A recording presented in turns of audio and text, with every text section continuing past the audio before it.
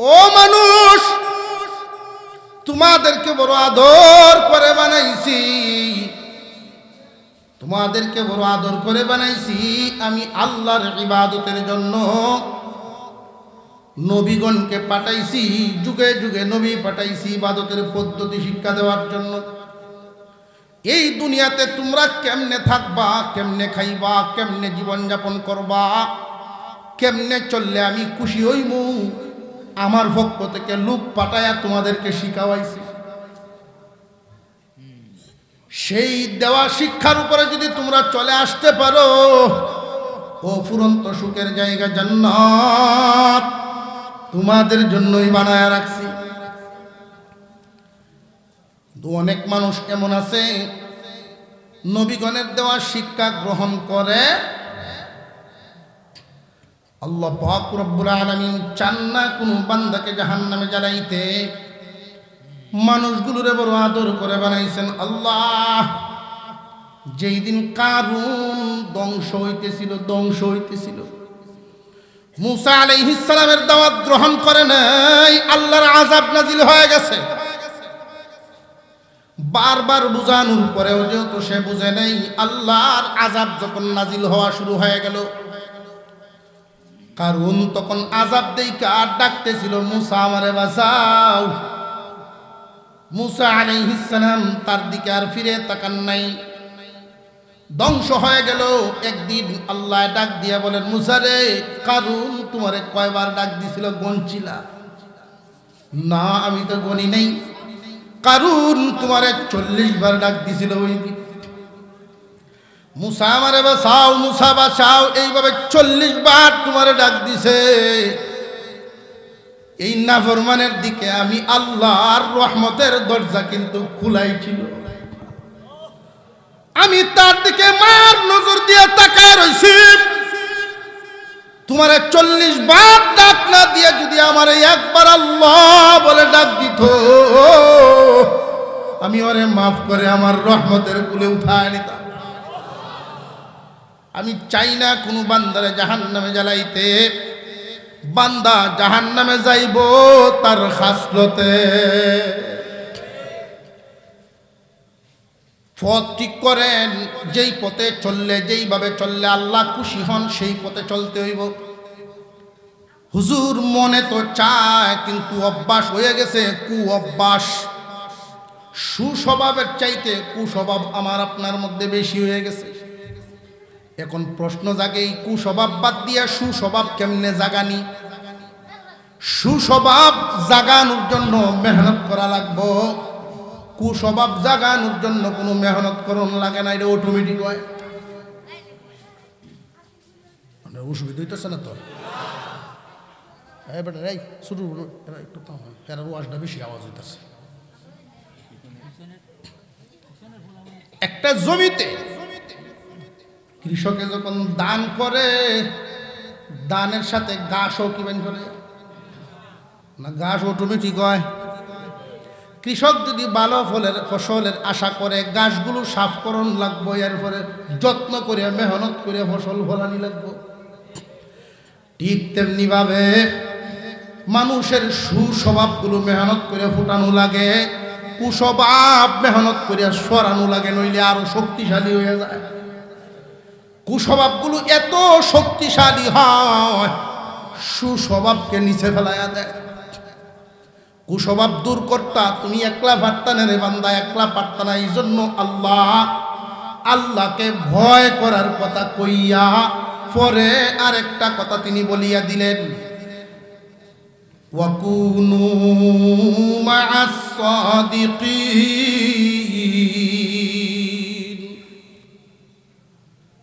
ইয়া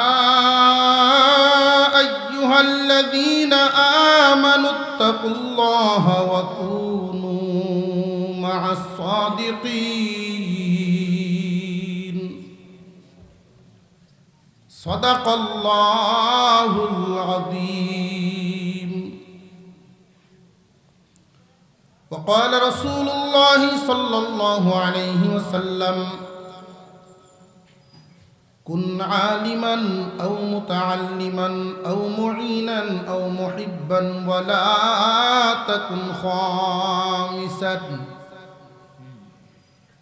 وصدق رسوله النبي الكريم ونحن على ذلك من الشاهدين والشاكرين والحمد لله رب العالمين اللهم صل على محمد وعلى آل محمد كما صليت على إبراهيم وعلى آل إبراهيم إنك حميد مجيد اللهم بارك على محمد وعلى آل محمد كما باركت على إبراهيم وعلى آل إبراهيم إنك حميد مجيد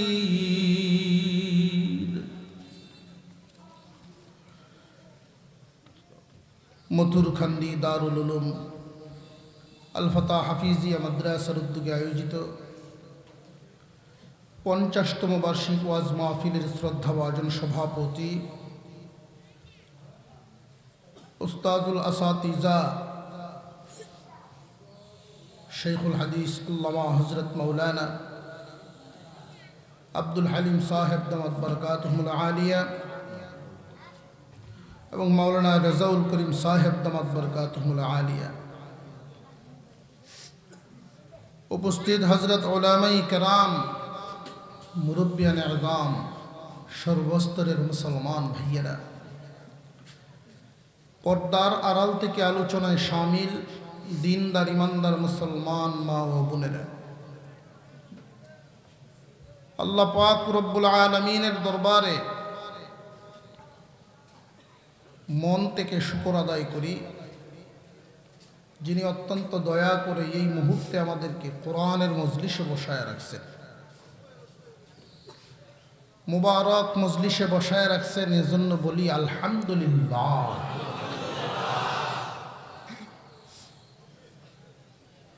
আমি আপনাদের সামনে পবিত্র কুরআনুল কারীমের একখানা আয়াত, নবীজির একখানা হাদিস তিলাওয়াত করেছি। এই আয়াত এবং হাদিসকে সামনে রেখেই আমি কিছু আলোচনা করার ইচ্ছা পোষণ করি। আল্লাহ যেন আমাকে তৌফিক দেন এবং উক্ত আলোচনার থেকে আমাদের সকলকেই ফায়দা হাসিলের তৌফিক দেন, বলুন আমিন। আমার তিলাওয়াতকৃত আয়াতে আল্লাহ বলেন, ইয়া আইয়ুহাল্লাযীনা আমানু, আসমানের নিচে জমিনের উপরে যত মানুষ বসবাস করেন সকলকে উদ্দেশ্য করেন নাই, যারা আল্লাহকে বিশ্বাস করেন, এক আল্লাহর উপরে যাদের বিশ্বাস আছে, পরকাল বলতে কিছু আছে, জবাবদিহি বলতে কিছু আছে, ইমানদার বিশ্বাসীদেরকে আল্লাহ বলেন ইত্তাকুল্লাহ। আল্লাহ বলতে কেউ আছেন, এই বিশ্বাস যেহেতু করো, আল্লাহকে ভয় করো। ওয়াকুনু মা'আস সাদিকিন,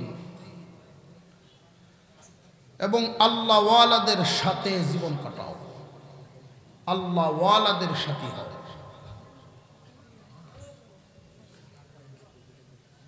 নবীজি সাল্লাল্লাহু আলাইহি ওয়াসাল্লামের একখানা হাদিস তিলাওয়াত করেছি। নবীজি বলেন, কুন আলিমান, তোমরা আলেম হও,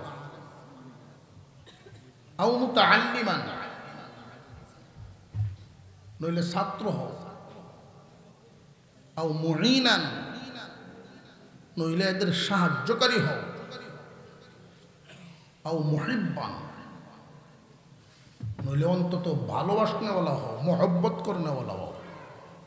ওয়ালা তাকুন খামিসান, চাইরের বাইরে 5 নম্বরে যায় না, ফাতুহলিক ধ্বংস। এই দুনিয়ার জমিনে আমরা যা কিছু দেখি বা না দেখি, আল্লাহ জুরায় জুরাই তো রাখছেন, সৃষ্টি করছেন। আলো বিপরীতে অন্ধকার, ভালো বিপরীতে মন্দ, ডান বিপরীতে আছে বাম, জান্নাত বিপরীতে জাহান্নাম। আল্লাহ পাক রব্বুল আলামিন বলেন আল্লাহ ওয়ালাদের সাথী হওয়ার জন্য।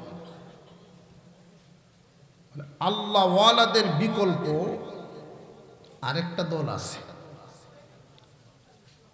আল্লাহ পাকের প্রধান শত্রু শয়তান।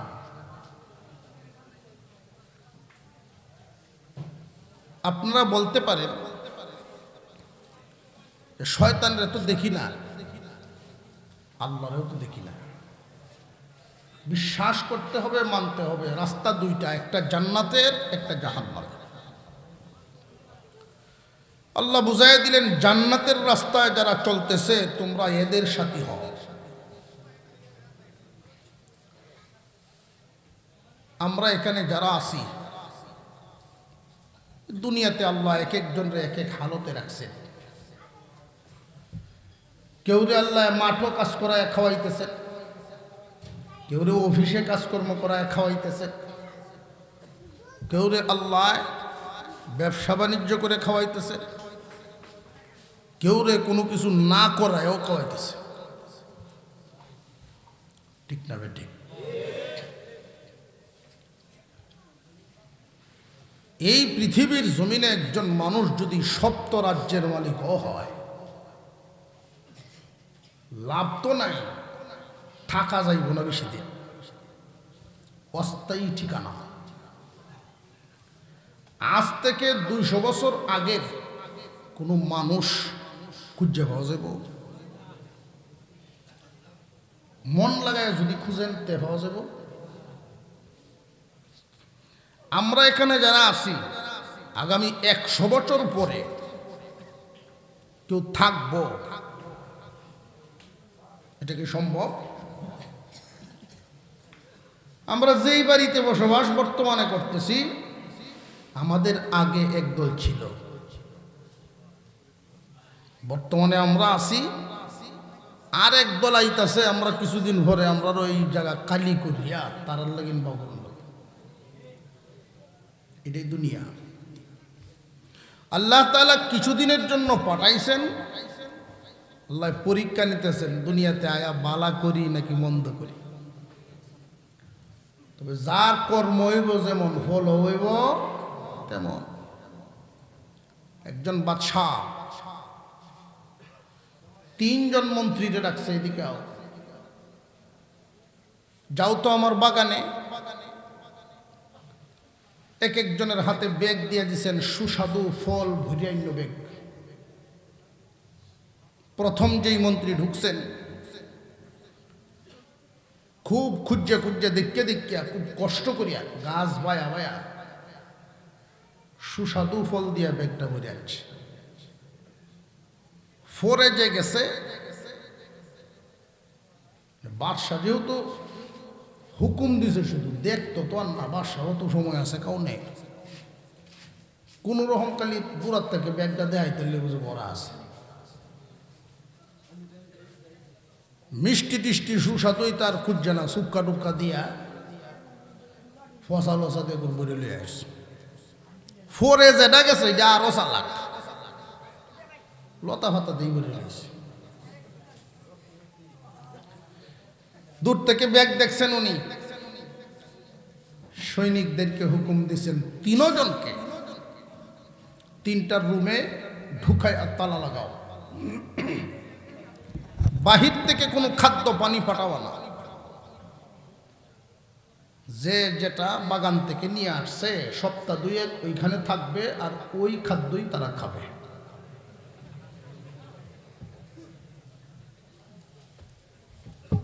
যার কামাই যেমন খাওয়ানো। অনেক মানুষ আমরা বুক ভরা আশা নিয়ে বসে থাকি, আমার কর্ম যেমনই হোক, আল্লাহ তো দয়ার সাগর। এই বুক ভরা আশা আমরা আছে না, আল্লাহ যেহেতু দয়ার সাগর, সেই আশায় সুদ দেওয়া বাদ দিয়ে লাভ নাই। শীতের সময় কষ্ট যে ঠান্ডা পানি দিয়ে উঠছে নামাজ পড়ে দরকার নাই, আল্লাহ দয়ার সাগর মারত না। এরকম বাটপার উম্মত আছে না, যার কর্ম যেমন হলো। হুজুর দেখলে দেখবেন একদল মানুষ এরকম আছে, খুসায় খাসায় কিছু কথা কইতে আর ভালো লাগে, কোনো আলাপ নাই, এমনি জিগাইব হুজুর এখন দায় দাওয়াত কেমন, দায় দাওয়াত কেমন এটা জিগানির আছে।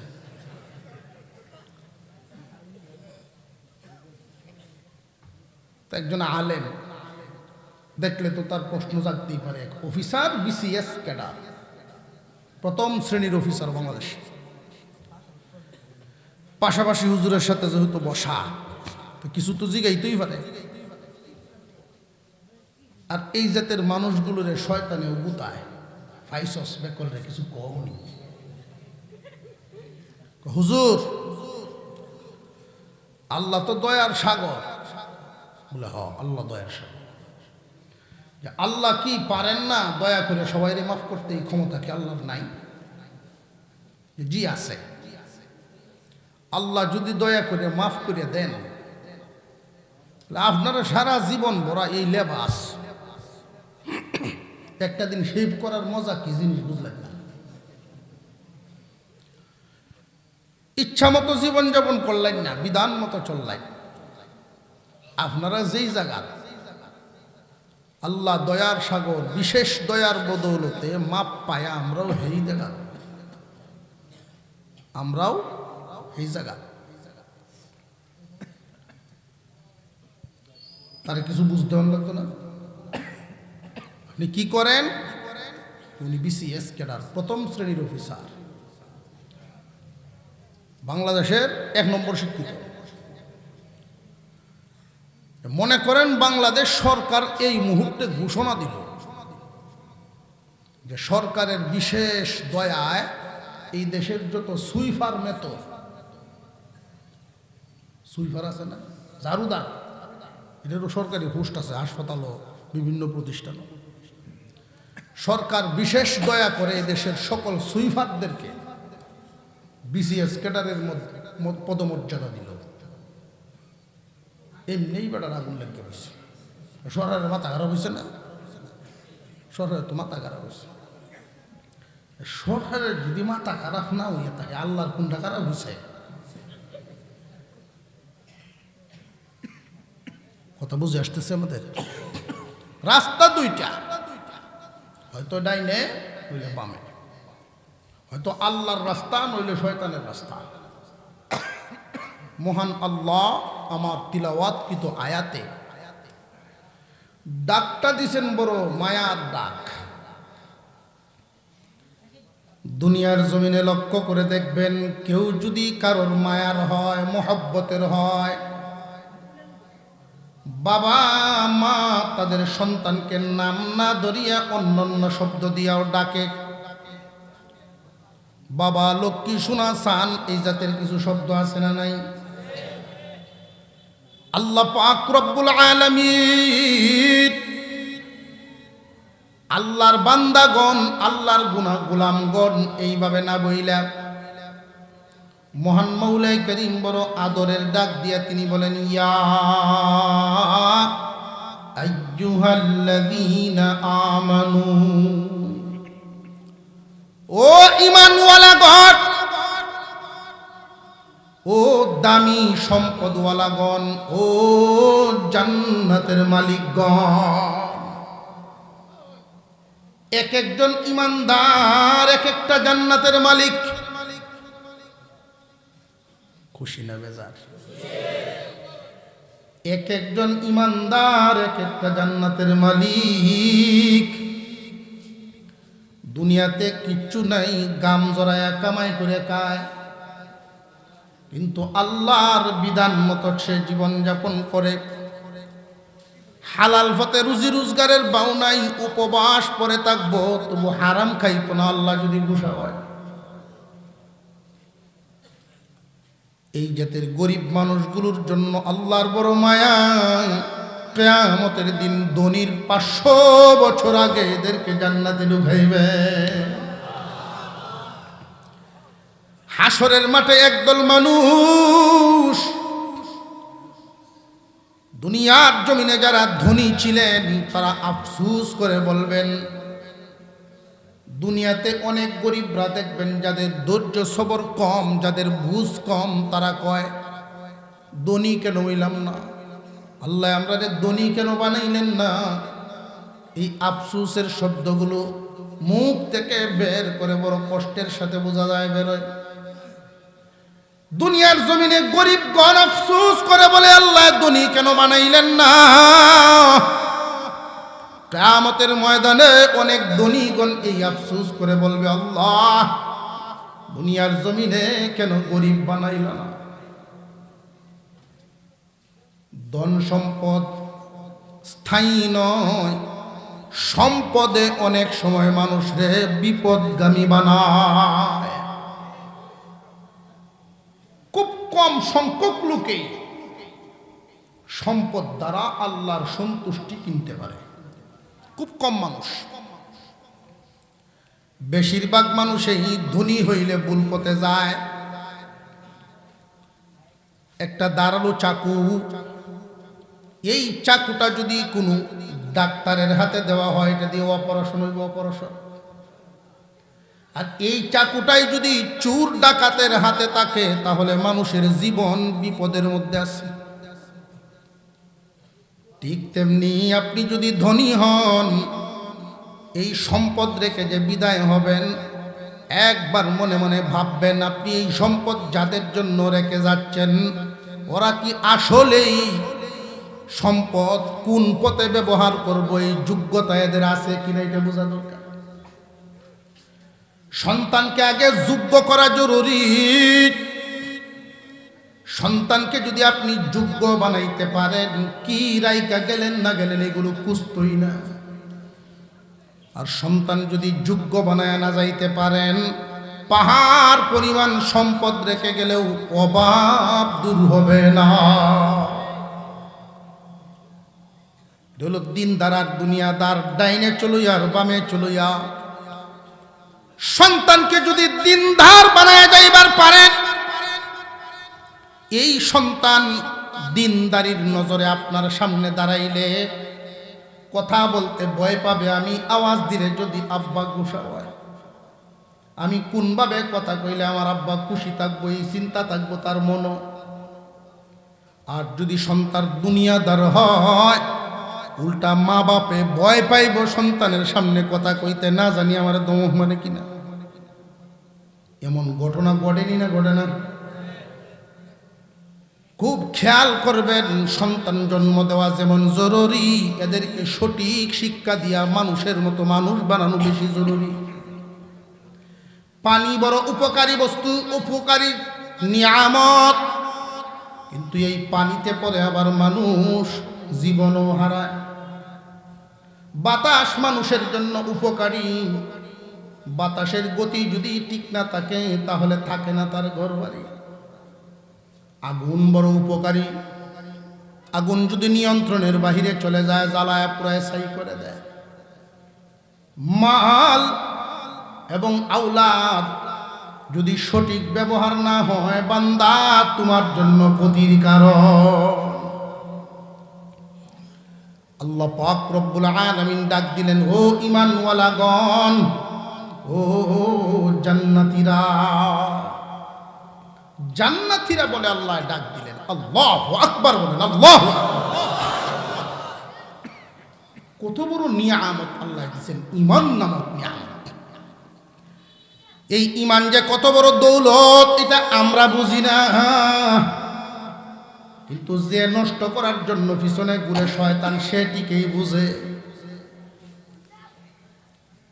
ঈমানওয়ালাগণকে আল্লাহ বলেন, বান্দারে তুমি যেহেতু ঈমানদার, আমি আল্লাহকে মানো, আমি যে একজন আছি এটা তুমি বিশ্বাস যেহেতু করো, সুতরাং কাজে পরিণত করবা।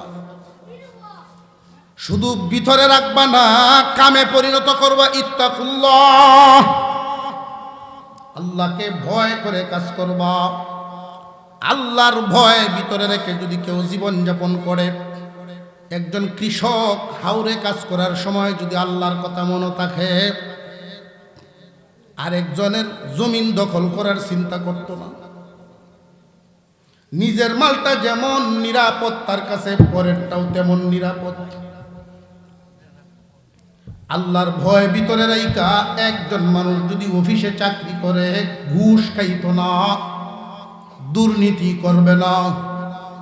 আল্লাহর ভয় ভিতরে রাইকা জনপ্রতিনিধির চেয়ারে যেই ব্যক্তিটা বসবে, সে মানুষের কল্যাণে কাজ করার চেষ্টা করবে। আল্লাহর ভয় যদি ভিতরে থাকে, ওই মানুষটা ভুল পথে পা বাড়াবে না, মানুষের ক্ষতির কোনো কাজ করবে না, মানুষের হক নষ্ট করবে না, জনগণের হক নষ্ট করবে না। আল্লাহ পাক রব্বুল আলামিন বলেন, বান্দা আমি আল্লাহকে ভয় করো, কারণ তোমরা যেইভাবে আমি দয়ার সাগর মনে করে বসে আছো, আমার যার একটা নাম আছে ওইটাকে তোমরা ভুলে গেছো। আমি আল্লাহ যেই রকম দয়াল, আমি আবার কঠোর। আমি যদি কাউরে ধরি রে, ইতিহাস কি তোমরা শুনো নাই? ইতিহাস কি শুনো নাই? বড় বড় মিস্টারদেরকে আমি জিরু বানায়া নিস্তেনাবুদ করে দিছি। আল্লাহ পাক রব্বুল আলামিন যেমন রহমান, আল্লাহর আরেকটা নাম আছে কাহ্হার। কিয়ামতের কঠিন ময়দানে আল্লাহ সূর্যকে ডাক দিবেন, সূর্য মানুষের আধাত উপরে চলে আসো, এদের মগজ গালায়া দাও। আমি এদেরকে কি দেই নাই দুনিয়াতে, সব দিছি, কিন্তু ওরা আমার নাফরমানি করছে। আমি জন্ম থেকে নিয়ে, মার পেট থেকে নিয়ে বালেক হওয়ার আগ পর্যন্ত শুধু দিয়েই গেছি, কোনোদিন চাই নাই। তারে যখন বালেক বানাইলাম, এই দুনিয়াতে থাকার মতো, বাঁচার মতো সব উপকরণও আমি আল্লাহ দিলাম। এত নিয়ামত যে তার পিছনে আমি দিলাম, আমার কিছু পাওনা তার সামনে পেশ করেছি। এই পাওনাগুলো ওরা আদায় করে নাই। যারা আদায় করে বিদায় হবে, আল্লাহ এদেরকে আলাদা করে ফেলবেন, সূর্যের নিচে রাখবেন না, আল্লাহর আরশের ছায়া তলে নিয়ে বসায়া রাখবেন। নাফরমানদেরকে সূর্যের নিচে দাঁড় করায় আল্লাহ বলবেন, এদের মগজ গালায়া দেয়। দুনিয়ার জমিনে আল্লাহ কি দেন নাই লক্ষ্য করে দেখেন। একজন মানুষ সৌদি প্রবাস, সৌদি আরবের বাসিন্দা, আরবি মানুষ, শ্বাসকষ্টে আক্রান্ত হওয়ার কারণে তার একটা হাসপাতালে নিয়ে ভর্তি করা হলো, প্রাইভেট ক্লিনিক। 24 ঘন্টা ওইখানে থাকার কারণে ওনার বিল আসছে 3000 রিয়াল। হাসপাতাল কর্তৃপক্ষ জানাইছে বিল পরিশোধ করে তারপরে রুগী নিয়ে যাবেন। বিল পেপারটা রুগী হাতে নিছে, মুরব্বী মানুষ, বিল পেপারটা দেখতেছে আর চোখ থেকে টপ টপ করে পানি পড়া শুরু হয়ে গেছে। বড় ছেলে সামনে আইছে, আব্বা 3000 রিয়াল, এই জন্য বুঝি আপনি কাঁদতেছেন, এটা আমরা বন্ধু বান্ধব নিয়ে এক বৈঠকে খরচ করে ফেলি। এমনি মুরব্বী চোখের পানিটা মুইটাই বলতেছেন, বাবা রে আমি 3000-এর জন্য কান্দি না, মাত্র একটা দিন অক্সিজেন ব্যবহার করার কারণে যদি 3000 বিল পেপার সামনে জমা হয়, জন্ম থেকে নিয়ে এই পর্যন্ত যিনি আমারে অক্সিজেন দিয়া বাঁচায় রাখছেন, না জানি কত বিল জমা হয়েছে। ওই দিন বিল পরিশোধ যখন করতে হবে, তুমি ফুত তো আমার সাথে থাকতা না। ওই চিন্তা করতেছি আমি, মাওলার পাওনা তো আদায় করতে পারছি না। দৈনিক 5 ওয়াক্ত নামাজ পড়তে হবে, বছরে 1 মাস রোজা রাখতে হবে। মহান মাওলাই কারীম মাল যদি বাড়ায়া দেন, জীবনে একবার হজ, বছরে বছরে হিসাব করে করে যাকাত আদায় করতে হবে। এই জন্যই অনেক ধনীরা আফসোস করে হাসরের মাঠে বলবে, কেন গরিব হইলাম না? তাহলে কয় যাকাতের এই বিধান আমার জন্য থাকলো না। নবীজির দরবারে একজন সাহাবী হাজির হয়ে বলেন, ইয়া রাসূলুল্লাহ, ইয়া হাবিবাল্লাহ, ইসলামের বিধানগুলো আমার জন্য একটু সহজভাবে পেশ করেন, যেন আমি আমল করে জান্নাতে যাইবার পারি। আল্লাহর পয়গম্বর বলেন, তুমি কালিমা পড়ছো? জি হুজুর, কালিমা পড়ে মুসলমান হইছি। আল্লাহর নবী বলেন, ইসলামের খুঁটি হলো 5টা। ইসলামের খুঁটি কয়টা? জোরে আওয়াজ দিয়ে এখন কয়টা? কালিমা পড়ে মুসলমান হয়ে গেলাম। একসাথে আমরা সবাই উচ্চারণ করি, লা ইলাহা ইল্লাল্লাহু মুহাম্মাদুর রাসূলুল্লাহ। বাকি রইল আর কয়টা? এই সাহাবী বলেন, ইয়া রাসূলুল্লাহ, আমি গরিব মানুষ, অন্যের ক্ষেত কামারে বাগানে কাজ করে সংসার চালাই। আল্লাহর রাসূল বলেন, তাহলে হজ এবং যাকাত তোমার জন্য আল্লাহ মাফ করে দিয়েছে। সুবহানাল্লাহ। এখন রইল কয়টা? বছরে 1 মাস আল্লাহর জন্য রোজা রাখতে পারবানি? আল্লাহর নবী বলেন, তাহলে একটা কুঠির প্রতি খুব মজবুত দিয়া ধরবা। এই একটা কুটিকে মন লাগায় ধরে রাখবা, এইখানে কোনো দুর্বলতা যেন না আসে, তাহলে আল্লাহর পাওনা আদায় হয়। এই যে 3000 রিয়ালের বিলের কথা বললাম, হাসপাতাল কর্তৃপক্ষ অক্সিজেন দিছে বিদায় 3000 নিছে। আমার প্রশ্ন হলো, অক্সিজেন কোনো মানুষ, কোনো বিজ্ঞানী 1 ফুটা বানানোর ক্ষমতা রাখে? অক্সিজেন বানাইছেন কে? ওই কোম্পানিওয়ালা শুধু অক্সিজেনকে বোতলে ভরার কারণে যদি 3000 বিল হয়, যিনি বানাইছেন তার বিল কত? 1 বোতল পানির দাম 30 টাকা দিবেন, তারপরে দোকানদার দিব। 1 বোতল পানি আনতে যদি 30 টাকা দোকানদারকে দিয়ে আনতে হয়, দোকানদারে কি করছে? ফ্যাক্টরিওয়ালায় পানিটা শুধু বোতলে ভরার কারণে যদি এই দাম হয়, বান্দারে তোমারে আমারে যিনি পানি দিছেন উনার বিল কত? প্রত্যেকটা বস্তু খেয়াল করেন, আল্লাহর দেয়া নিয়ামত। আমরা কি খাই, কি ভোগ করি, আমি আপনাকে দুনিয়াতে বাঁচায় রাখবার জন্য আল্লাহ সবচেয়ে প্রয়োজনীয় বস্তুগুলো আল্লাহ বান্দার সামনে হাজির করে রাখছে। বাতাস কিনতে হয় না, আল্লাহ ফ্রি করে দিছেন। আগুন ছাড়া, আলো ছাড়া মানুষ চলতে পারবে না, আলো সহজ করে দিছেন। পানি ছাড়া মানুষ বাঁচবে না, তেলের চাইতে পানির প্রয়োজন বেশি, পানির দাম আল্লাহ কমায় দিছেন। বান্দা তোমার জন্য আল্লাহ কি দেন নাই, কিন্তু তুমি তো মাওলারে ভুলে রঙিন দুনিয়ায় অন্ধ হয়ে গেছো। আল্লাহ রাব্বুল আলামিন তোমার ঘুম ভাঙায়া ডাকায়া বলেন, বান্দারে আমারে ভয় করিয়া তুমি চলো, যতই ঘোরাফেরা করো আমার কাছে কিন্তু ধরা খাওয়াই লাগবো। একদিন তো এই দুনিয়ায় তুমি ছিল না, তোমার নাম নিশানাও কেউ জানতো না।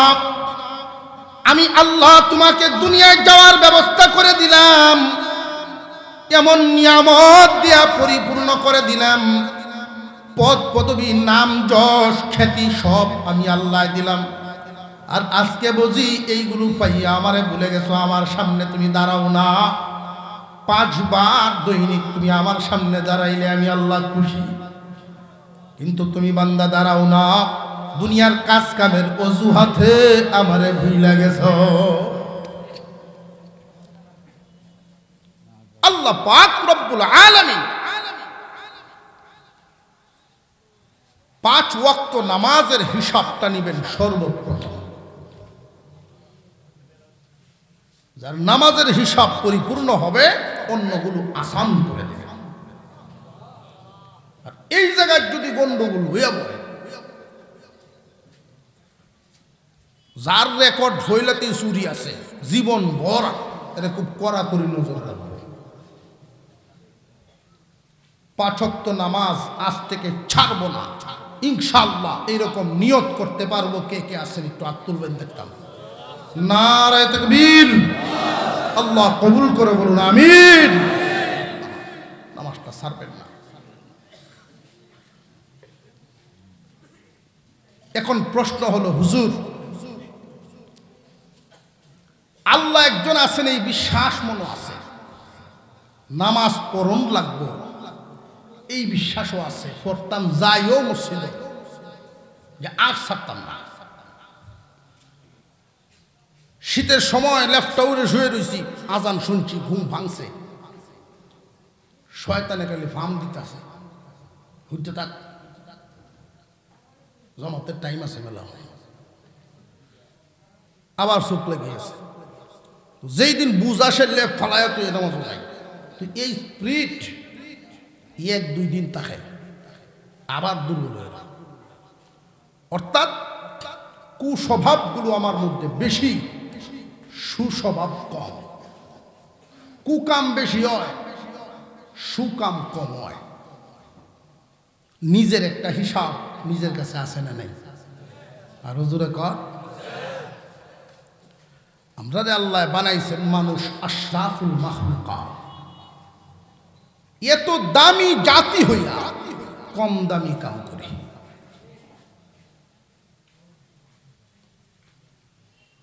দেখবেন স্বজাতির সাথে কোনোদিন কোনো প্রাণী স্বজাতির সাথে কোনোদিন এত খারাপ আচরণ করে না মানুষ মানুষের সাথে যে আচরণ করে। কত নিকৃষ্ট হয়ে গেছি আমরা। অথচ প্রাণীদের মধ্যে সবচেয়ে নিকৃষ্ট কই? কুকুর রে, ঠিক না বেটি? কুকুর নিকৃষ্ট কই না আমরা? অথচ কুকুরের মধ্যে আল্লাহ এমন কিছু সিফত রাখছে, একটা সিফত যদি আপনি আমার মধ্যে আসে বান্দা ওলি হয়ে যাবে। আরো জোরে করে সুবহানাল্লাহ। আপনি মাছ আনছেন বড়, 2-1টা মাছ কিনলেন, বড় মাছ, বোয়াল মাছ, কাতলা মাছ কিনে আনছেন বাজার থেকে, আর আপনার বাড়ির তাহে একটা কুকুর, আপনার বাড়ির যে তাহে কুকুর, এর লাগিন আলাদা কোনো ঘরও বানাইছেন না। শীত আইলে ভরে বিছনাও দিন না আলাদা। যখন দেখে আপনার বাড়ি গাটা দেয় উঠতেছুন মাছ লইয়া, হে খুব খুশি, এই আজকে খাওয়ানছে। খুশির টেলায় যখন রান্না বাড়া শুরু হয়, আরো কয়েকজন বন্ধু বান্ধব দাওয়াত দেলায়, দেখছো ঠিক না বেটি? হ্যাঁ, সাথে দেখবেন আরো 2-3 জন গৃহেরা করতো, উত্তর হরা দক্ষিণ হরা দাওয়াত দিচ্ছে, হ্যাঁ আয়রিস অনুষ্ঠান আছে। রাত যখন মালিক খাওয়াত বয়, উষার বারান্দার সামনে তারা আছে, একটু আওয়াজ দেয় যে আমরা আছি, কাটাকুটারির অপেক্ষায় তো টুমা চায় না। তো ঘরের মহিলা এক ফতুয়া দেখছে, রাত বাইরে ভালানি নেই কেসটা, উত্তায় হইলে দিলা বেটি সর্বনাশ করে লাই আমার। এখন হেড যেমন তেমন বন্ধু বান্ধব জানছে, জায়গা কি করণ যাবো, মাফ করে দিস, তোরা আনছিলাম যে হত্যা গেছি গিয়া। এই রাগে কুকুর কি কোনোদিন মালিকের বাড়ি ছেড়ে দেয়? আর আমরা যদি একটু সামান্য কমতি হয়, সাতের জমিনও দাম হয়েছে 20 মন, আমারটা 18 মন কেড়ে রইল। কথা বুঝাইতেছে? তাহলে কুকুরের খাসলতের চাইতে আমার খাসলত ভালো হইল কই? কুকুর সারা রাত বাড়ি পাহারা দেয়, প্রভুর ভক্তি কমে না। গভীর রজনীতে মালিক যদি বাহির থেকে কোথাও ঘুরে গেলে আইয়ে রাত্রে 2টা 2:30টার সময় ওয়াজও তুই যাও আর গানও তুই যাও, আমরা তো ব্যক্তা দিয়ে যায় যাই না? আল্লাহ আমাদের সকলকে সহি বুঝ দেন, বলুন আমিন।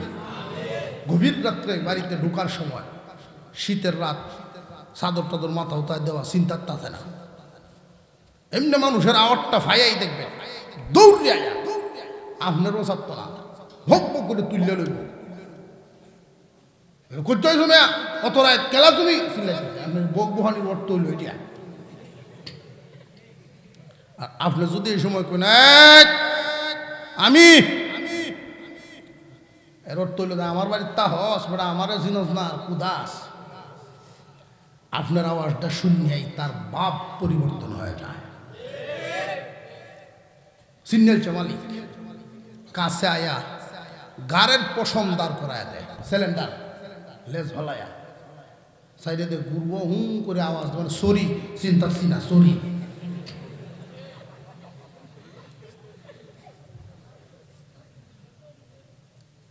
মালিক ভুলে না, বাড়ি ছাড়ে না, অথচ আমরা আল্লাহ ভুলে গেছি। তারা নিকৃষ্ট বলি কেন? কিতাব ওলাগণ লিখেন যে তার মধ্যে 3টা দোষ আছে। এই 3 দোষের কারণে তার নিকৃষ্ট প্রাণী বলা হয় অন্যদের তুলনায়। এর মধ্যে একটা দোষ হইল বেহায়া, নির্লজ্জ। প্রত্যেকটা প্রাণীকেই আল্লাহ তাআলা সৃষ্টিগতভাবেই লজ্জাস্থান দেখে রাখার উপকরণ দিয়েই সৃষ্টি করছে। মানুষের যেহেতু লেজ নাই, কাপড় চোপড়ের বিধান আছে লজ্জাস্থান দেখে রাখতে, আর প্রত্যেক প্রাণীদেরকে আল্লাহ লেজ দিয়া লজ্জাস্থান দেখে রাখছে। ছাগলের লেজ কুত্তার থেকে লম্বা না বাড়ি, 4 আঙ্গুল লেজ, এর পরেও ছাগল দেখে তো হ্যাঁ আদাতের উঠে লম্বা, এরপরেও ডাহে না, উল্লায় তো ঠিক না? ঠিক এরকম বেহায়া অভ্যাস, এই কুস্বভাব মানুষের মধ্যেও পাওয়া যায়। পর্দা করার মতো কাপড় চোপড় তার মধ্যে আছে, যোগ্যতাও তার কাছে আছে। তো এমন জাতের ফ্যান্ট কিনছে যতই টানাটানি উঠবে, আধা ভাষা ভিজে দেব দাম। ইদানিং ফ্যান্ট বাইর হচ্ছে, কোন কোম্পানির ইদানিং বের করছে। আর আমার মুসলমান যুবক ছেলেরাই চড়া দাম দিয়ে কিনতেছে। সামনে কুচিরা ভিরা, টুকরা টাকা নাই, আর পিছন দিয়ে যতই টানে নাবি পর্যন্ত উঠতো না, এটা আধা ভাষাই উদন থাকে। উফরের গেঞ্জি রে দেব রে বাকিটা ডায়। হুজুর আপনি বুঝলেন কি বেটা ভিনচোর? আমি দেখকে কইতাছি আমাদের বাজারে ফুস্টার লাগায় একটা মইয়ের উপরে খারুই, তো মইয়ের উপরে খারুয়ে যখন ফুস্টার লাগায় গেঞ্জি উপরে উঠতে টানে, হেন্দে তো কেলা বেড়া শেষ। তো অন্য অন্য দুষ্ট ফুলাফানে করে কি মোবাইল বাইরে হের ছবি তুলতেছে। পরে আমি চিন্তা করলাম, আরে বাবা, গরিবের ঘরের হইতে বুঝতাম অভাবে 3 ফ্যান্টের দামের সমান একটা দাম দিয়ে 1 ফ্যান্ট কিনছে, নির্লজ্জ বেহায়া।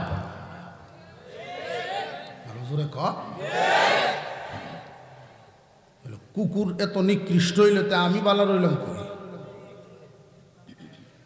কুকুরের আর একটা দোষ হইল নাফাক থাকতে পছন্দ করে, সে নাপাক থাকে। তার পেশাবের ডিজাইনটা দেখবেন,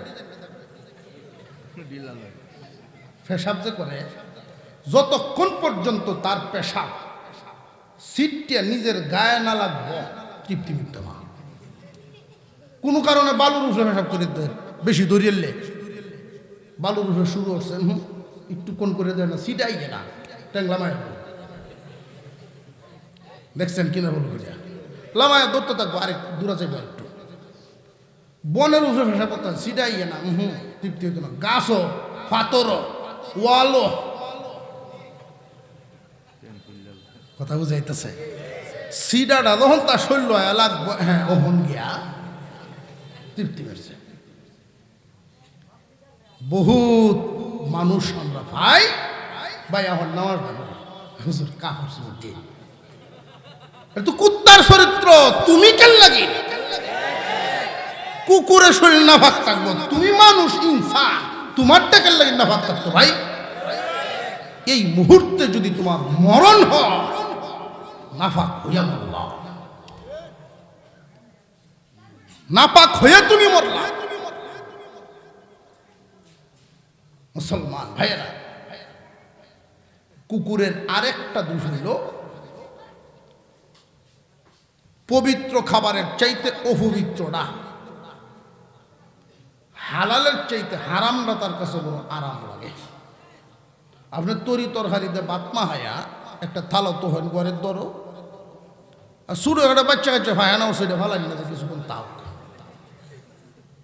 এমনি দেখবেন আপনার এই সেনাপতি ঘুরে যদি আইয়ে আপনি পরীক্ষা করে দেখবেন বাদ যে মাহায়া তুসু হে নোয়াগে যাইতো না, হেই সেন্ট হে ডে ভালো লাগবে হইল। আর একটু জোরে কর।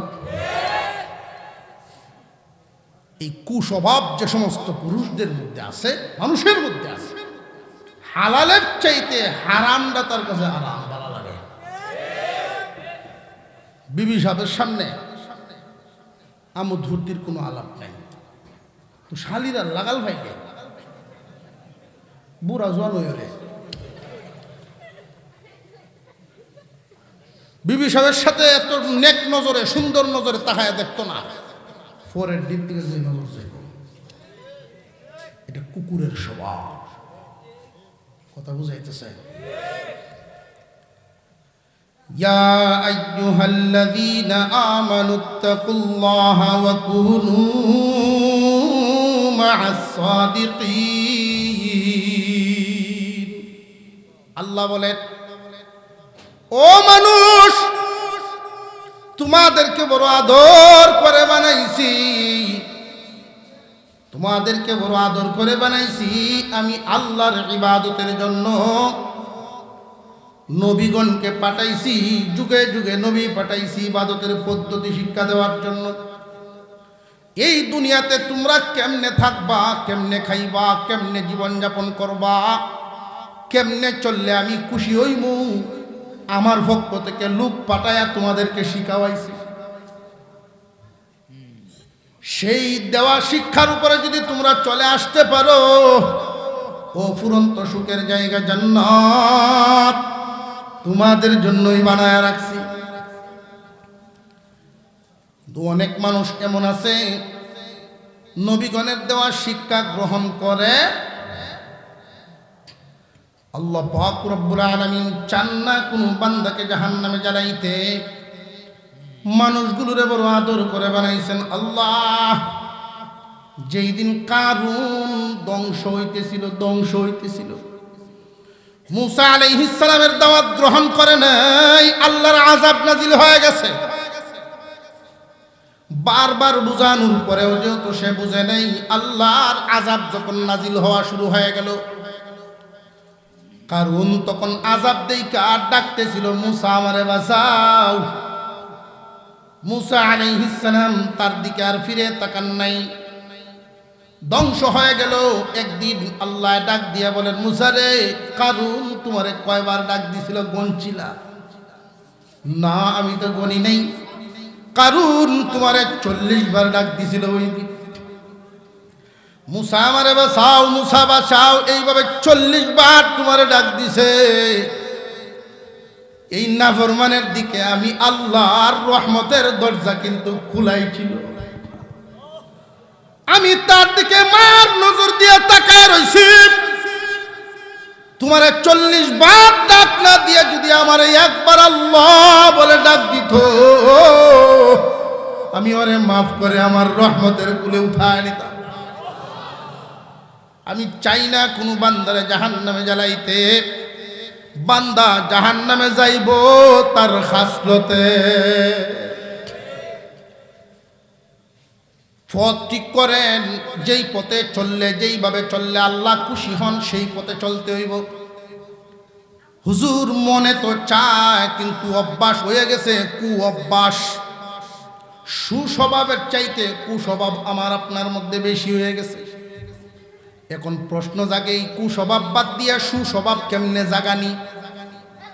সুস্বভাব জাগানোর জন্য মেহনত করা লাগবো।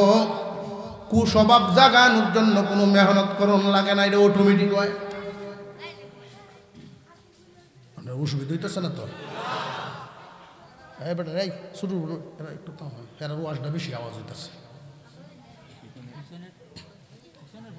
একটা জমিতে কৃষকে যখন দান করে, দানের সাথে ঘাসও কিবেন করে না, ঘাস অটোমেটিক হয়।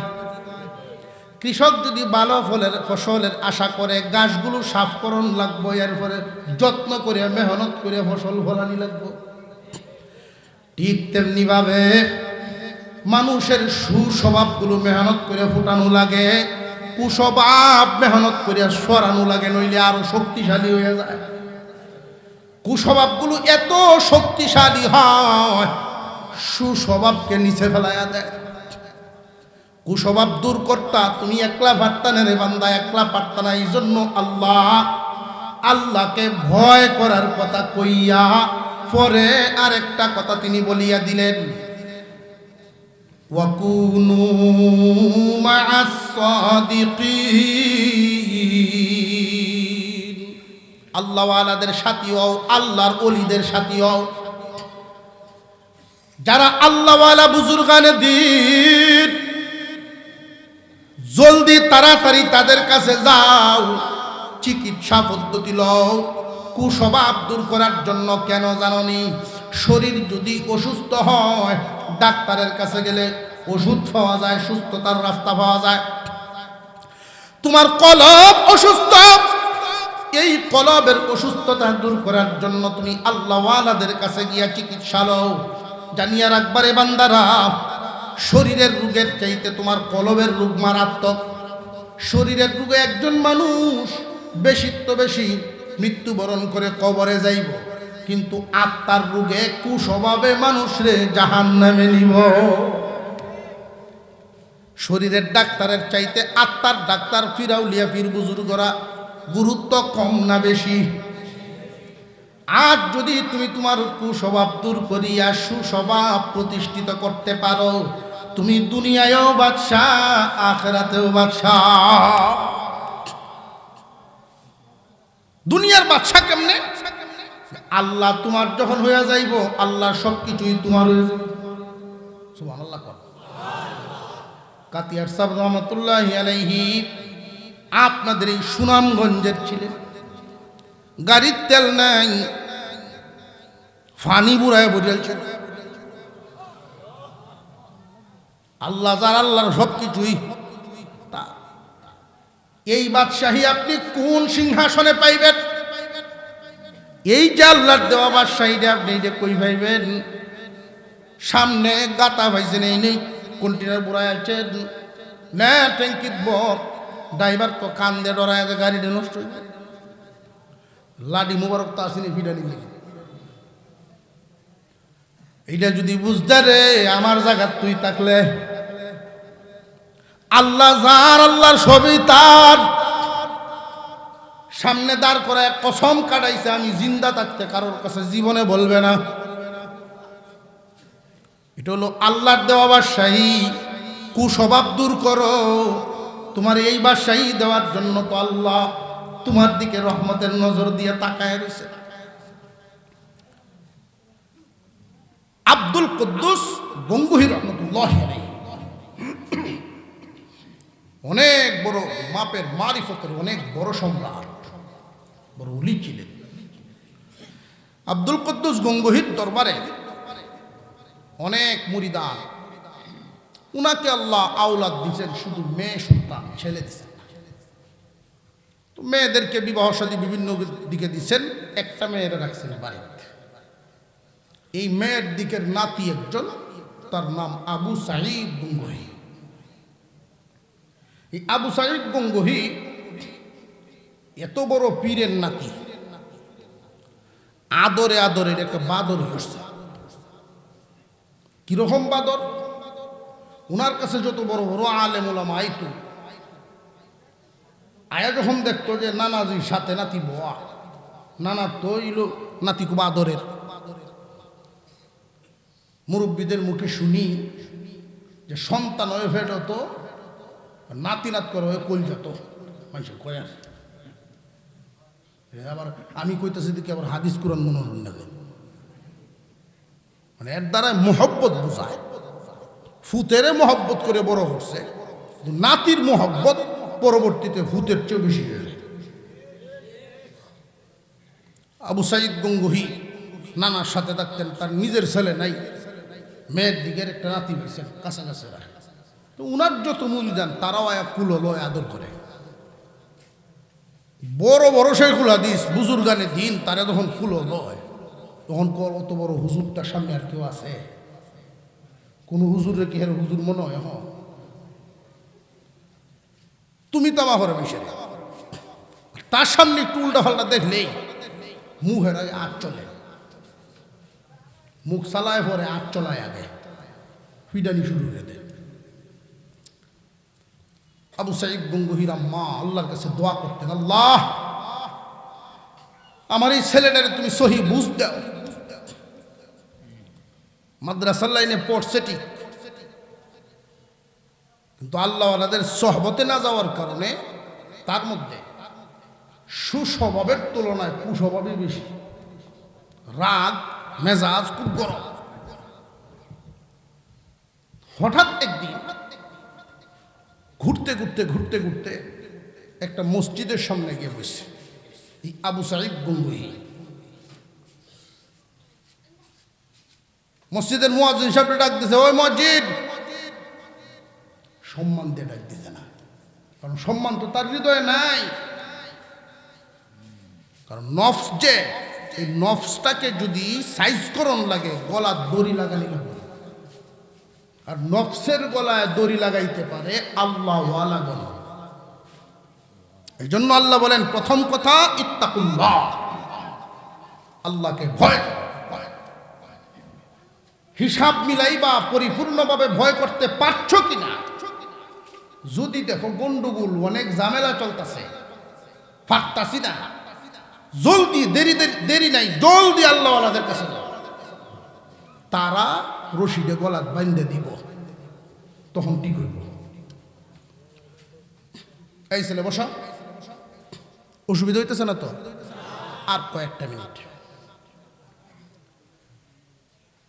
মুয়াজ্জিন সাহেব এই মসজিদে আজান দেন 40তম বছর চলে, 40 বছর ধরে। মুরব্বী মানুষ, তার নানার মুরিদ দৌড় আইছে, নিজের মাটির লুটাটাতে পানি নিয়ে আইছে। কি ব্যাপার? পানি চাইছে। পানি খায়া সিঁড়ির মধ্যে যখন লুডাতে হয়, গরমি থো আছে না একটা, লুডা গেছে দেওয়াই গিয়ে। এখন তো মুয়াজ্জিন সাহেব কান ধরে রইল, কয়ে বেড়া একটা মাটির লুডার লাগে না আমার সামনে ভেঙ্গা নিয়ে আরম্ভ বসে দিলাম না, যা 1 ডজন ভাড়াই দেন। ভাইজান এইটার লাগিন কাঁদতাছি।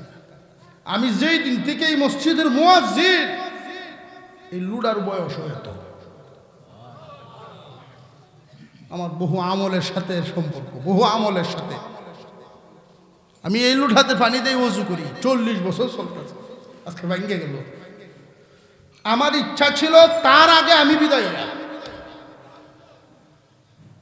এই জন্য কান্দে দিচ্ছি। মুরব্বীরে যে ধমক মারছে, তার ভিতরে কি কোনো ভয় আছে? অনুভূতি? এগুলো কুক আসলো, খালি নামাজ ছেড়ে দেওয়া, এই যে কুক আসলো, তো যে তো আল্লাহর বিধান লঙ্ঘন করে।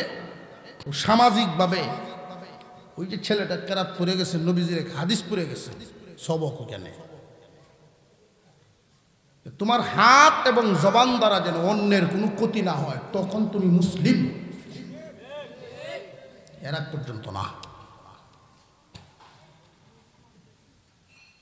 উনি ভাঙ্গা টুকরা লইয়া মসজিদের হেই মাথা গেছে শিরিক বইয়া এই টুকরাটি একখানা করতেছে।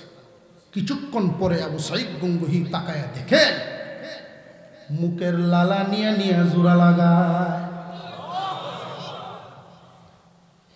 এই দৃশ্যটা দেখে আবু সাঈদ গঙ্গোহীর মনে এক ধাক্কা লাগছে। দৌড়ায়া মুরব্বীর সামনে গিয়া হাজির,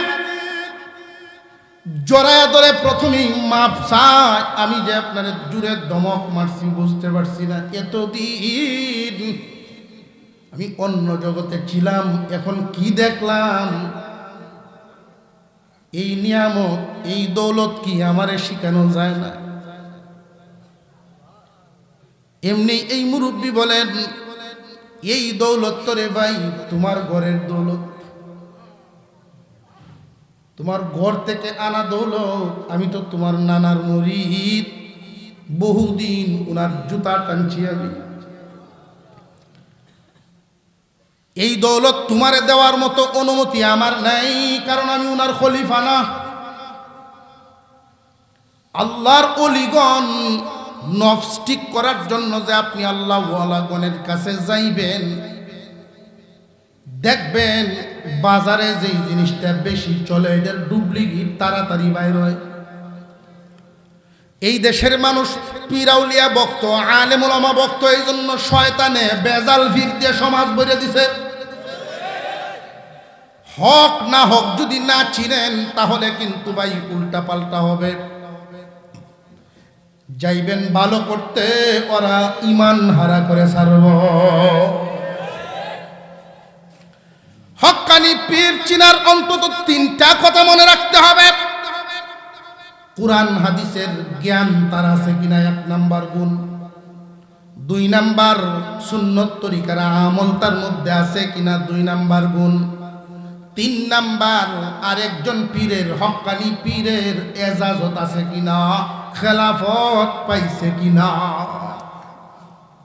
এই 3টা গুণ যদি কারোর মধ্যে আপনি পান, যে কোরআন হাদিসের জ্ঞান আছে, ইলম তার মধ্যে আছে, যে সে একজন আলেম, সুন্নত তরিকায় চলাফেরা করে, হকের উপরে আছে। 3 নাম্বার আরেকজন পীরের খেলাফত পাইছে, খলিফা। এই 3 গুণ যদি আপনি কারোর মধ্যে পান, আর কিছু দেখার দরকার নাই। উনি কি পানিতে ফু দিলে আগুন লাগে কিনা কেরামত দেখতে যাবেন না। নিজের সপিয়া দেন, যারে বালা লাগে তার কাছে সপিয়া দেন, যেন নফসের গলায় দড়ি বাঁধে দেয়। আমি আপনার নানার খেলাফতি পাইছি না, গুলামি করছি, বহুদিন খেদমত করছি। এই দৌলত দেওয়ার মতো তো তৌফিক আমার নাই রে ভাই, যে না আমি দুনিয়ার রঙিন চশমাটা চোখ থেকে আমার সরে গেছে। দুনিয়ার পদ পদবী চার, এগুলো মূলত আসল বাদশাহী না। 5 বছর যদি ক্ষমতায় থাকে, দেখবেন পরের 5 বছর যে ভিডা কারে কয়, পুলিশের যে সেলুট দেয়, সেলুট আমি এইটার থেকে অর্থ রাখা দিচ্ছিলাম। 3 আঙ্গুল দেয় না, এমনি দেয়, নিচে একটা মুড়া মারে। এটার অর্থ হইল বাদশাহী ক্ষমতা আছে যতদিন উহরে ডাক, ক্ষমতা যখন থাকতো না তখন নিচেরটা জোরে কর। মানুষের দেওয়া এটা বাদশাহী, দুনিয়াদারি। আর আল্লাহর দেওয়া বাদশাহী যেটা, সামনে থাকলেও আছে, না থাকলেও আছে, জিন্দা থাকলেও আছে, মরিয়া গেলেও আছে।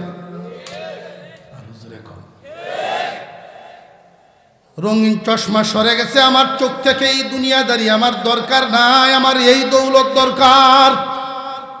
এই বাদশাহীর পিছনে কোন আবু সাঈদ পাগল হয়ে ঘুরতেছে, এখন কই ভাইমু, কই ভাইমু।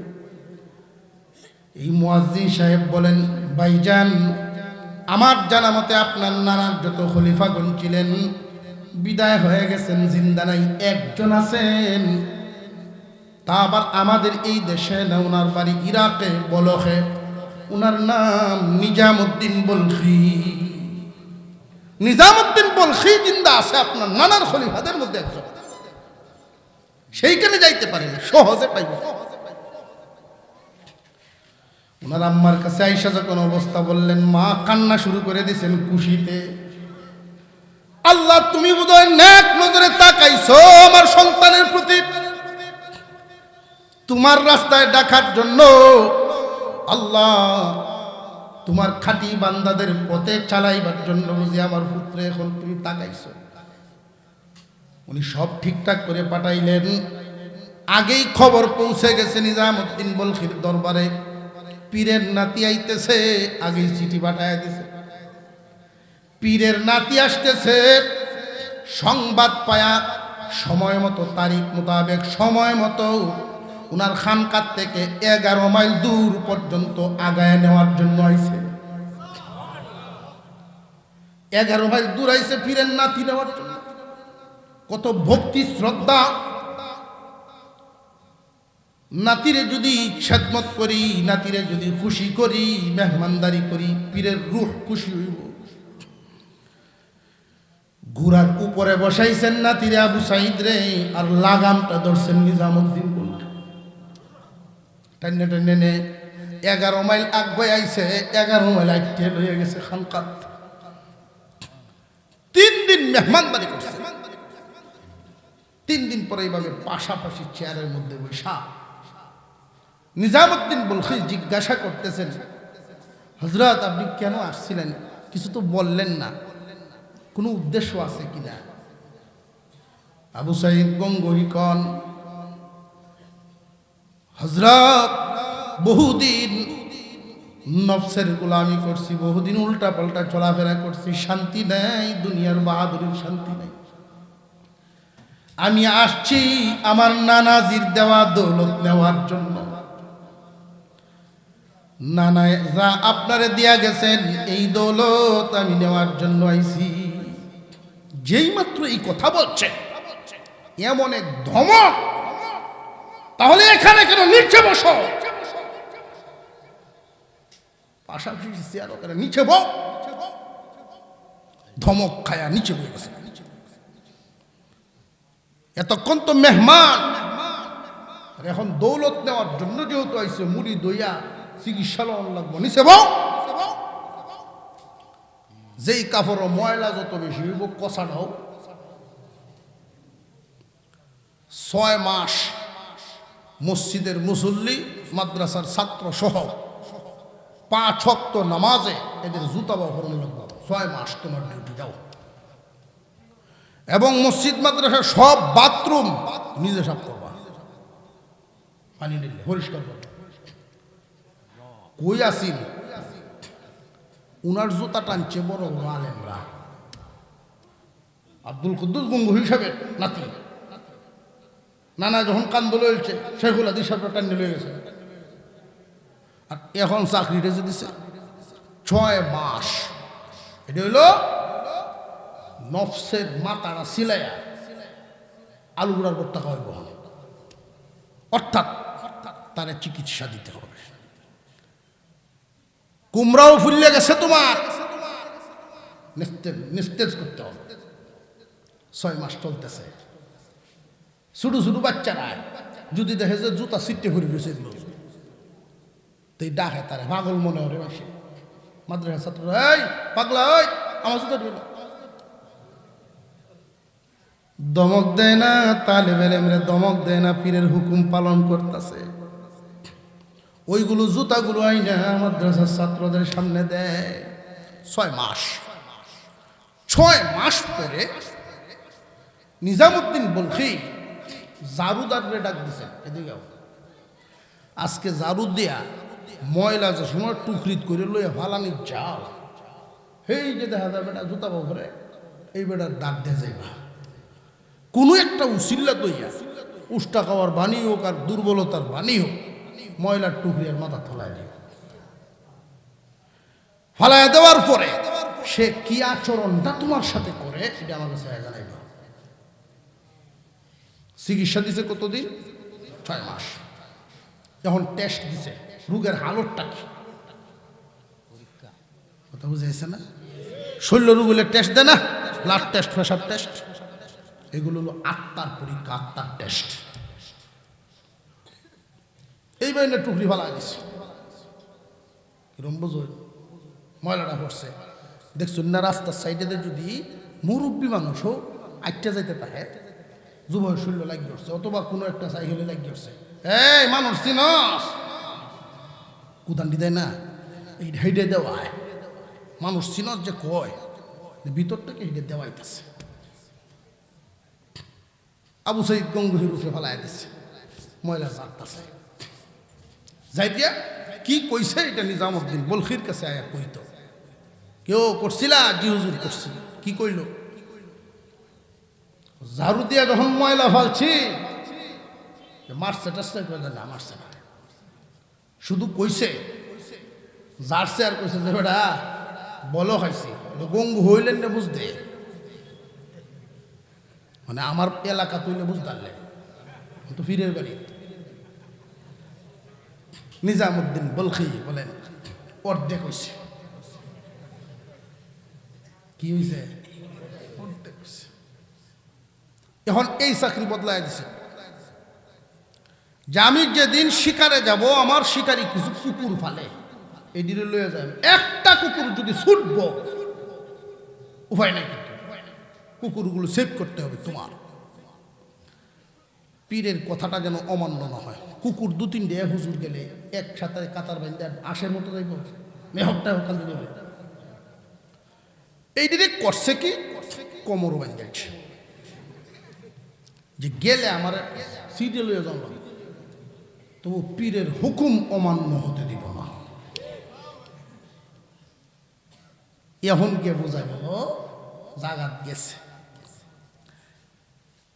জঙ্গলের ভিতরে ঢুকে এই কুকুর তো এদিক সেদিক দৌড় শুরু করছে, আর উনি আর খারাপ থাকতে পারছেন না, পালাই দিচ্ছে মাঠে।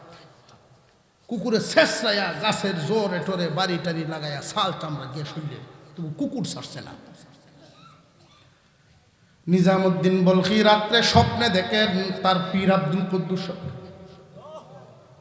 রুহানি সম্পর্ক অনেক উঁচা মানের, ওইটার রাজ্যই আলাদা। ওই লাইন এইভাবে বোঝানো যায় না। আব্দুল কুদ্দুস গঙ্গোহী রহমাতুল্লাহি আলাইহি স্বপ্ন যুগে ডাক দেন, নিজাম রে আমি তো তোরে এত কষ্ট দেই নাই। এমনি চিৎকার দিয়া ঘুম থেকে উঠাই খুঁজতেছেন আবু সাইদ কই।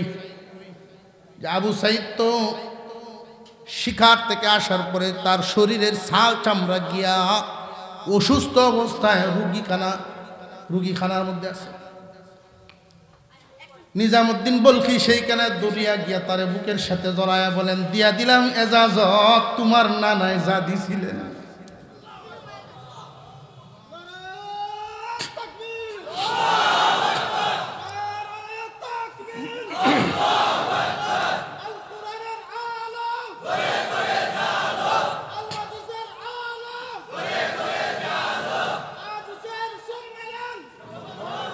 মাশাআল্লাহ, মাশাআল্লাহ,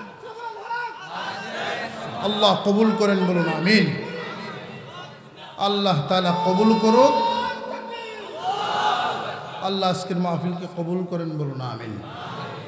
রাস্তা দুইটা, একটা ডানের রাস্তা, ওইটার দরজা জান্নাতে গিয়ে লাগবে, জান্নাতের দরজার মধ্যে এই রাস্তাটা যাইবে। আর এই রাস্তায় চলনেওয়ালা কারা? প্রথম কাতারের যাত্রী হলেন নবীগণ, নবীগণ, সিদ্দিকগণ, ওলিগণ, আলেম ওলামাদের জামাত। এই আলেমদের জামাতের সাথে মিলে নবীজি এই কথাটা বলছেন, ও মায়ার উম্মত আমার, এই দলের সাথে থাকবা। কোন আলিমান, হয়তো আলেম হইবা, আও মুতাআল্লিমান, নইলে আলেমদের ছাত্র হইবা। আলেম ওলামা যদি তোমার সামনে পড়ে, তোমার আচরণ হবে ছাত্র উস্তাদের মতো। বুঝে আসছে? ব্যাখ্যাটা বুঝাইছে? একজন আলেমের সামনে তুমি যদি বয়সে বড় হও তোমার আচরণ যেন ছাত্রের মতো তালেবে ইলমের মতো থাকে। কারণ সারা জিন্দিগি ভর মাসালা তালাব করন লাগবো, তলব করন লাগবো আলেমের কাছ থেকে।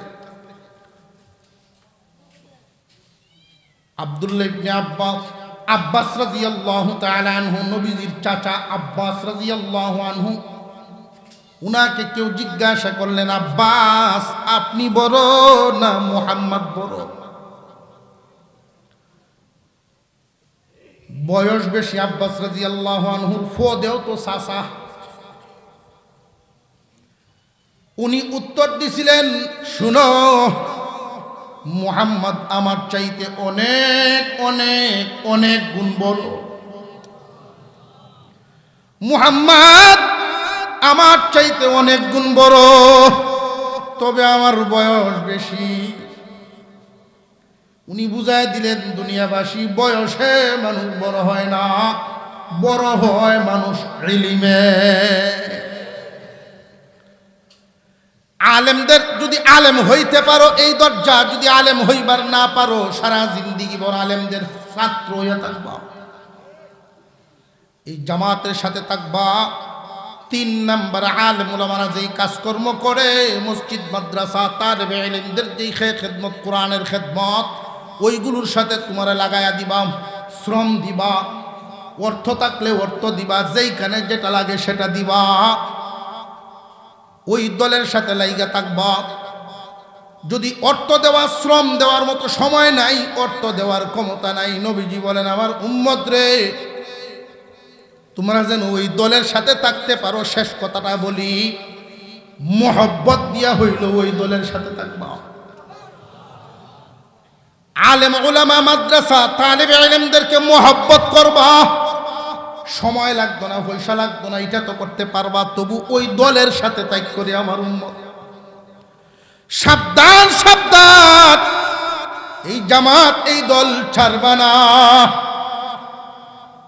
ভিন্ন দলে গেলে 5 নম্বরে যদি যাও গাফা তুহলিক, ধ্বংস হইয়া যাইবা। সারা জিন্দিগি বল আলেমদের সাথে তালেবে ইলমদের সাথে মিলেমিশে থাকতে রাজি আছি না ইনশাআল্লাহ। আমরা সফলতা চাই দুনিয়াদারিতেও, আখিরাতেও। দুনিয়াদারির সফলতাও এই লাইনেই আল্লাহ দেন। একজন মানুষ কোটি টাকার মালিক হইল, ফুতে কথা হলে না, সুখ আছে? জিয়াইন বাণিজ্য চিন্তা করে না, সুখ আছে? আর একজন মানুষ এমন ভাবে চলে, কেউ সাউন্ড লাগে না, তাড্ডা দেশে চলতে পারে, 2 এলাকার মানুষ খুব ইজ্জত দেয়, ওই কোটিপতির চাইতে এই লোকটা সফল। এই রাস্তায় যারা চলে, এই 4 দলে যারা থাকবে, আল্লাহ এদেরকে যা দিবেন, বরকতওয়ালা মাল, বরকতওয়ালা আওলাদ দিবেন। ছোট্ট একটা কথা বলেই আলোচনা আমার শেষ। ব্রাহ্মণবাড়িয়া বড় হুজুর রহমতুল্লাহ আলাইহি ছিলেন, আল্লামা সিরাজুল ইসলাম রহমতুল্লাহ আলাইহি। আপনার ঘুমে ধরেছে, উড়া বসা গেল লাগিয়া দৌড় মিলে। হুজুরের কাছে এক গ্রাম থেকে এক লোক গেছেন দোয়া চাইত। আর এই লোকটা হইল এত গরিব মানুষ, 7-8 জন হুঁশ লইয়া চলাটা খুব কষ্ট হয় তার। পেশা কি? হাওড় থেকে মাছ ধরিয়া জটি দত্তারে বাজারও নেবে, চেড়ি দিয়ে ডাল চালান লেখায়। হুজুরের কাছে গেছেন, হুজুরের মুড়ি দেওনি, হুজুর একটু দোয়া করবেন, খুব কষ্ট হইতেছে। কোনোদিন বাজার করতাম পারি, একদিনের বাজার দিয়ে কোনো সময় 2 দিন চলি, না খায়াও কোনোদিন আউরও যাই, কষ্ট হইতেছে আমার, একটু দোয়া করতেন, আল্লাহ যেন মায়ার নজর দেন আমার দিকে। হুজুর বলছেন, তোমরা গাঁও মাদ্রাসা আছে না? জি হুজুর আছে। একটা ছেলের লুজিং রেখে লাও,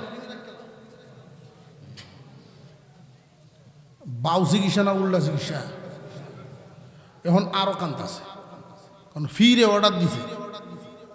কান্দস কেন? আমার আবু দুব্দি উপাস থাকে। আমি বুঝ দিলাম, বুঝে হইলে আমার পরামর্শ নেন, নইলে তোর হতে তুই যা। সে বুঝতে পারছে হুজুর রাগিয়ে গেছে।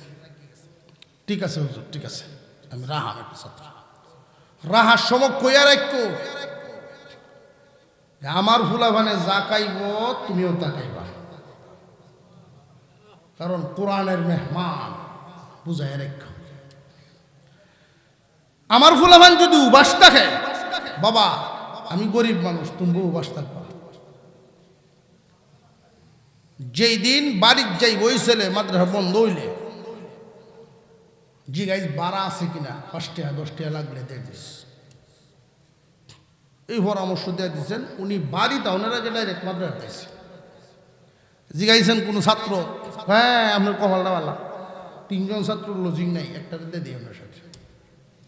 ছাত্র লই আইছে, 3 মাস গেছে চলতেছে। 3 মাস পরে একজন লোক আইছেন অপরিচিত, পুরান আত্মীয়। কিরকম পুরান? তার দাদার শ্বশুর বাড়ির লোক,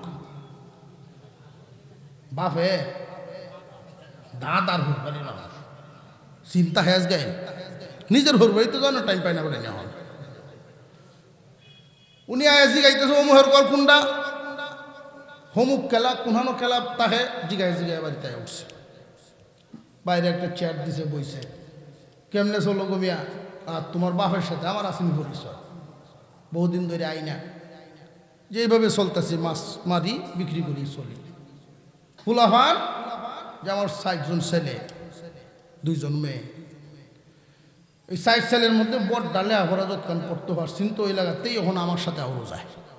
তাহলে কামাই শুধু হইছে একটা কাম হর, নিজের পকেট তো 1500 টাকা বের করে দিছে, দিয়া একটা ফাস্টফুড বানাইবা আর কাগজপত্র সব ঠিকঠাক করবা। তখন এই 1500 টাকার দাম অনেক। উনি বাড়িতে গিয়া ওনার ছেলে তাকে বলো, সে এলো ফোন দিচ্ছেন। এই সময় টেলিফোন যোগাযোগ, মোবাইল না টেলিফোন। একটা ভিসা ভাড়াও, বেতন তাকে টেহা কাটতে নিবা ভিসার পয়সা। আমার হুরান আত্মীয় সব হইব, আল্লাহ দয়া করব। আর আমি এবারের দান বেচছে ইসারার বিমানের ভাড়া দিয়ে দেব। ফুতের আন্তাজ হয়েছে, আব্বা যে জায়গার দান বেচছে বেতন ভাড়া দিয়ে দিতেছে, এইখানেও আমার বিচার হয়েছিল আর কথা কোনো সুযোগই নেই। বিচার আসছে, এই বেটার ছেলে ভাড়াইছে। প্রথম মাসের বেতনটা যখন পাঠাইছে, প্রথম মাসের বেতন 20,000 বেতন ধরছে, 5,000 রেখে দেয় বিচার কাটতে, বিচারটা 15,000 একসাথে দেখা ইয়ে হাদল বড়া কাঁদছে, একসাথে 15,000 টাকা একসাথে। বাজার সদাই করে দুধ ফল টল বড় জোরে গেছে গেছে। খানকার সামনে গিয়ে কান্দার মন হয় না, হুজুর আপনার কথাটা ফইলে আমি বুঝছিলাম না, আল্লাহর রহমত যেইভাবে আসে আমি বুঝছিলাম না। আমরা খুঁজি একদিকে, আল্লাহ রাখেন আরেকদিকে। আল্লাহ যেই রাস্তায় দিছেন ওই রাস্তাটা আমাদের বুঝে আসে না। চিনি ঠিক, আলেমদের কাছে শুনি ঠিক, বুঝে আসে না। এখানে যে আলোচনা হচ্ছে, মাইকের আওয়াজ গাছে শুনে, পাতায় শুনে, সব মাখলুকাতে শুনে, এগুলোর ফায়দা আছে। রহমতের বাগান এটা চোখে দেখা যাবে না, শুধু কানে শুনছি রহমতের বাগান, মনে বুঝে আসে না। তো আল্লাহর রহমত নাজিল করেন, এর একটা ফলাফল থাকবেই ইনশাআল্লাহ। মাদ্রাসা 50তম মাহফিল, এই এলাকাবাসীর জন্য নিয়ামত। লজিং রাখবেন, এদের খানার মেহমানদারির ব্যবস্থা করবেন। ওরা সাধারণ মানুষ না, আল্লাহর কুরআন পড়নেওয়ালা লোক। তালেবে ইলমরা আপনাদের গ্রামের ভিতরে থাকবো, খাইবো, ঘুরবো। এলাকার মুর্দেগানকে আল্লাহ পাক শান্তিতে রাখবেন। আল্লাহ এই মাদ্রাসাকে দিন দিন তরক্কি দেন, সকল জরুরত পূরণ করে দেন। সারা দুনিয়ার কওমি মাদ্রাসাগুলোকে আল্লাহ কবুল করেন, বলুন আমিন। আরো জুড়ে বলেন আমিন। দোয়া হইতো, হুজুর আসেন, দোয়া হইব। আরো আলোচক হইতো।